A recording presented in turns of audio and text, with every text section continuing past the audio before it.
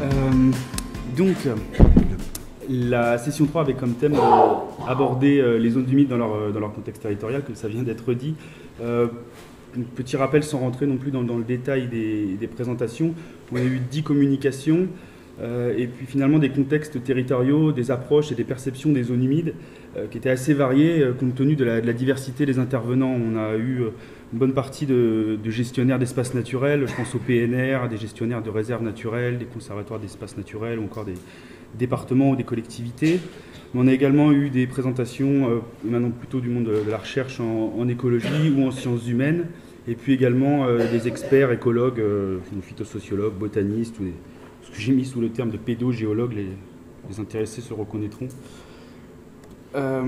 Voilà, alors pour essayer de dégager les grandes lignes des débats qui ont été tenus et des présentations qui ont été faites, on a repris quelques idées. Donc, déjà, il est ressorti plusieurs fois à travers les présentations la question des documents de planification en fait, pour avoir des approches territoriales pertinentes, parce que ça a été souligné comme étant vraiment un levier, un facteur important pour la bonne conservation des milieux humides. Donc à travers les sites, je pense notamment à la baie du Mont-Saint-Michel ou à la baie de Somme, à la plaine maritime Picarde, on a évoqué la question des plans de gestion, des outils de planification en sites Ramsar ou des sites classés comme, par l'UNESCO, et notamment la nécessité d'avoir une cohérence écologique la plus intéressante possible des zonages pour pouvoir optimiser la protection des milieux humides et aussi permettre une animation des programmes de conservation aux bonnes échelles. Et quand on parle de bonnes échelles spatiales, c'est y compris pour pouvoir inclure tous les acteurs vraiment les plus directement ou même indirectement concernés par le fonctionnement des zones humides.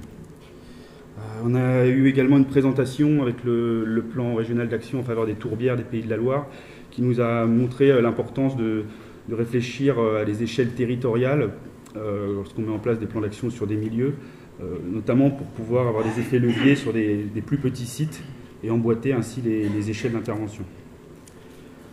Ce qui est revenu aussi fréquemment à travers les présentations et les échanges, c'est la dimension temporelle des zones humides. On a fait beaucoup d'allers-retours entre passé et présent, notamment pour anticiper les potentialités de restauration, de conservation, à la fois des échelles de temps, je dirais plutôt humaines, avec des chercheurs qui travaillent sur la géohistoire, et puis les échelles de temps plutôt celles des écosystèmes où on a abordé des temps beaucoup plus anciens, des paléo-environnements.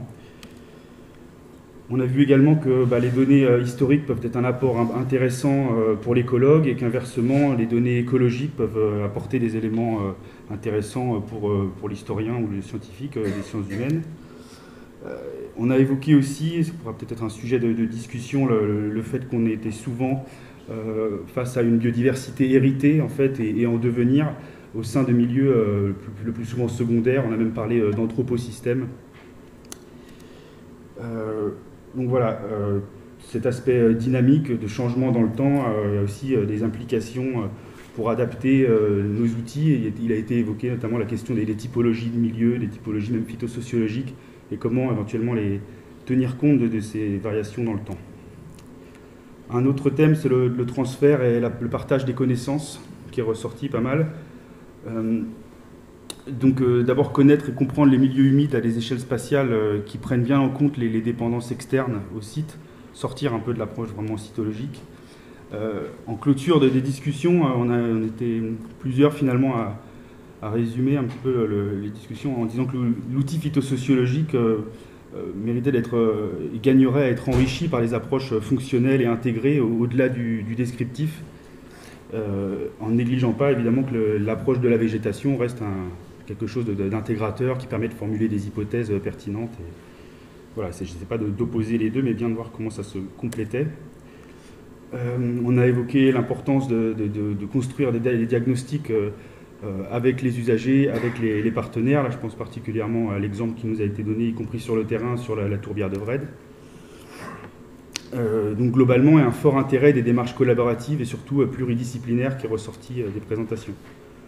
Ça a été moins développé, mais moi en plus en tant que gestionnaire entre guillemets issu d'un conservatoire d'espaces naturels, je me suis pas mal retrouvé dans des constats que je trouve partagés sur les implications que tout ça a dans la gestion des sites. On a vu, avec l'exemple de la tourbière d'Orteville, par exemple, tous ces aspects de temporalité amenaient à des questionnements sur l'évolution des objectifs, des choix de gestion, avec y compris parfois les questions liées aux antagonismes, aux contradictions qui peuvent se poser entre des visions plus naturalistes ou plus fonctionnelles. Donc ça met vraiment en exergue l'importance d'être capable d'intégrer les processus et les dynamiques, y compris celles qui sont actuellement non favorisées ou mal vécues. Alors ça rejoint ce qui a été dit sur la libre évolution, enfin, on pourra en discuter. Être capable également d'intégrer la gestion dans les trajectoires évolutives. Donc là, il y a une présentation très intéressante, non pas de résultats, mais d'une démarche vraiment engagée sur le Marais Vernier qui essaie de replacer les gestionnaires dans ce temps long. Et puis finalement, ce qui ressortait aussi de ces discussions, c'était que toutes ces connaissances nouvelles, enfin, qui peuvent remettre un peu en question la gestion, ça pose aussi la question de où on met la limite, où on met le curseur, en fait, pour tout en se donnant du temps pour avoir de nouvelles réflexions sur la gestion, tout de même répondre aux urgences qui se posent en termes de conservation de milieux ou d'espèces. Donc ça, c'est peut-être un point qui pourrait être discuté aussi ce matin. Donc pour finir, vous l'aurez peut-être compris à travers ma présentation, le contexte territorial, on l'a surtout abordé à travers ces temporalités. On a beaucoup discuté des répercussions locales de l'histoire en fait, de la zone humide à une échelle supralocale. Je pense au canal de la Somme, par exemple, qui est un vieil aménagement sur lequel on a fait une présentation sur les problématiques d'espèces invasives.